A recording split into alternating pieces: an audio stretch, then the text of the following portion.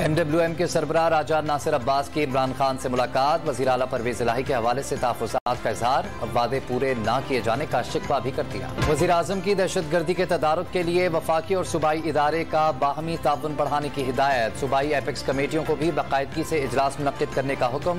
Security सूरत हाल पर इजलास के दौरान वतन की हिफाजत के लिए किसी भी कुर्बानी से दरेक न करने का अज़्म। वाज़े कर दिया कि दहशतगर्द पाकिस्तानी अवाम के हौसले पस्त नहीं कर सकते। दोबारा हल्काबंदियां करवा सकते हैं, ना इलेक्शन मुलतवी करने का इख्तियार है। वज़ीर मेहनत सिंध ने MQM के एतराज़ात मुस्तरद कर दिए। प्रेस कॉन्फ्रेंस के दौरान सईद गनी ने वाज़े कर दिया कि इलेक्शन होंगे तो पीपल्स पार्टी हिस्सा लेगी।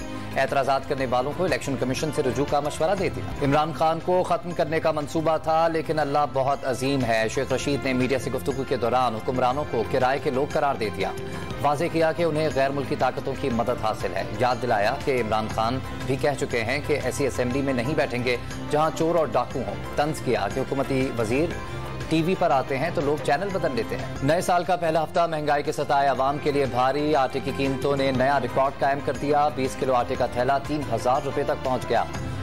कराची वालों सबसे महंगा आटा खरीदने पर मजबूर। हफ्तावार महंगाई में 1.09% इजाफा। मजमूई शरह 30.60 पर पहुंच गई। इदारा शुमारियात की हफ्तावार रिपोर्ट जारी। और पाक न्यूजीलैंड दूसरे टेस्ट में सरफराज की सेंचुरी। सरफराज अहमद ने होम ग्राउंड पर पहली मरतबा सेंचुरी बनाने का एजाज हासिल किया।